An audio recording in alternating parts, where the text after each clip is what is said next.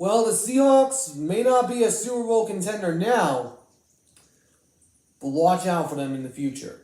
But what's going on, guys? My name is Antonio, and this is the All Around Sports Cast. I'm your host, Antonio.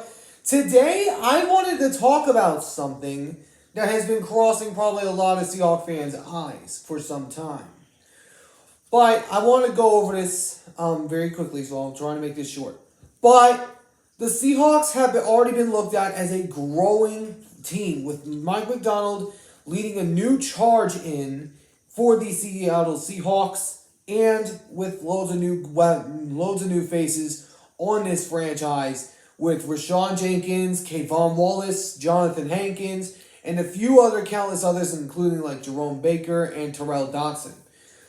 But the question is, are the Seattle Seahawks I think they're brewing into a contender, but the question is, what year do I think that the Seattle Seahawks can win a Super Bowl?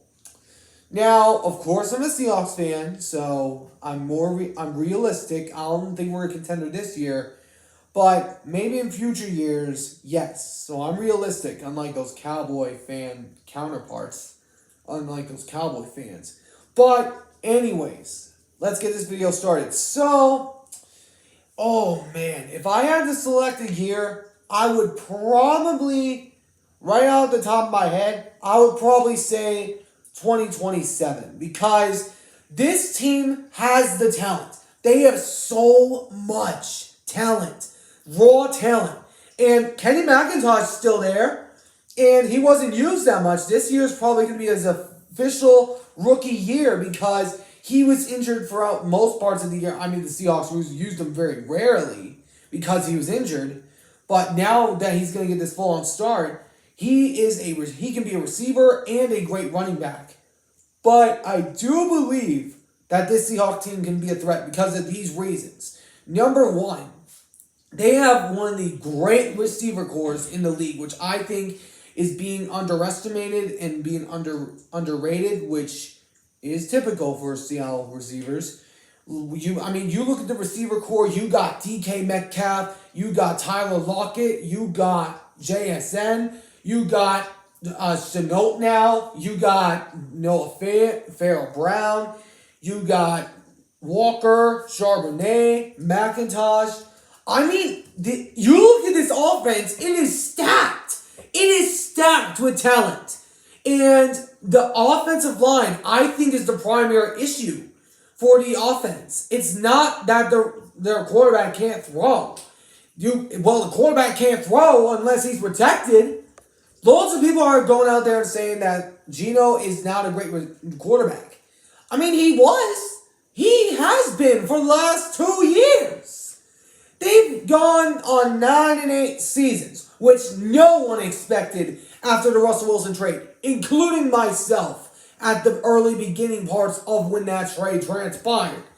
But after I saw what this team was doing, this team looks tough. And now that you got Mike MacDonald in there to lead the charge on defense, remember, Pete Carroll was a defensive coach. Mike MacDonald's a defensive coach.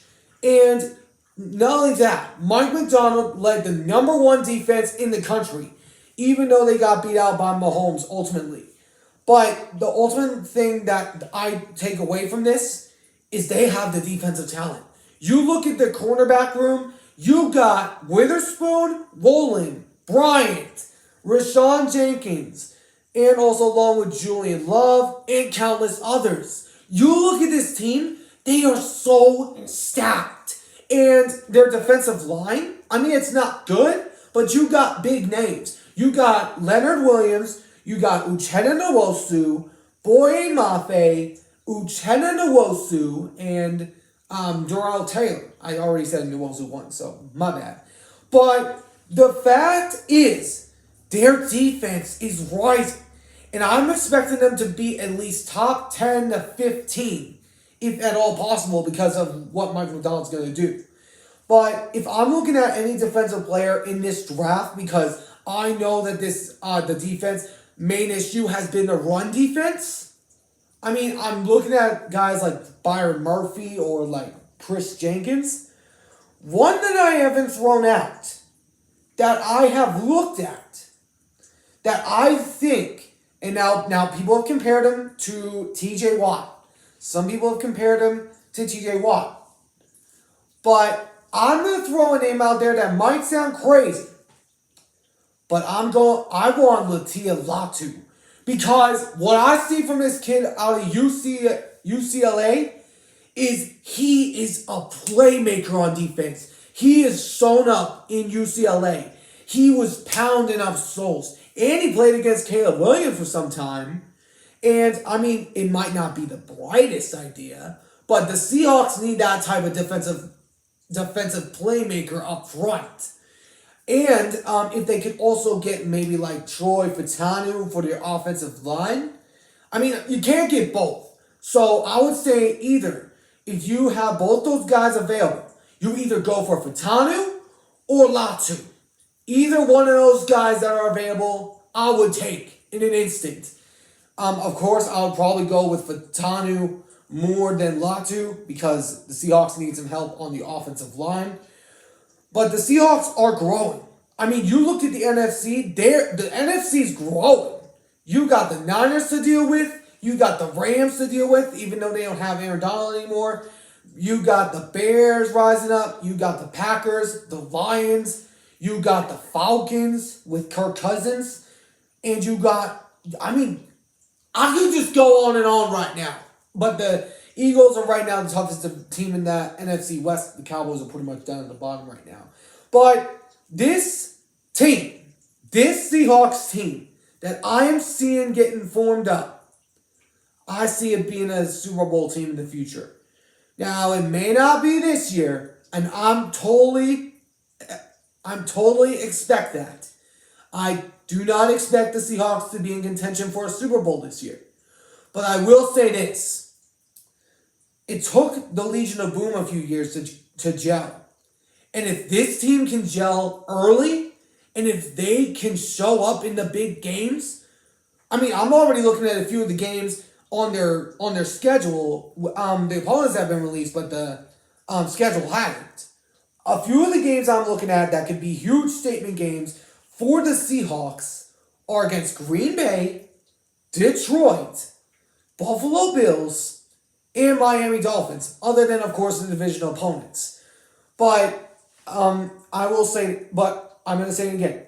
If this team can make a statement early into next season, not that I'm expecting it to happen, because I don't know what to expect next year.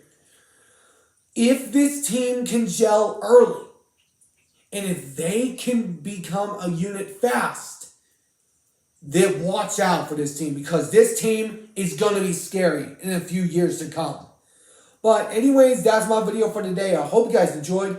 If you did, please make sure to hit that like button down below. Subscribe if you're new. Turn on the notification bell for day-to-day updates on my videos and live streams. Catch you all in the next one. So long for now.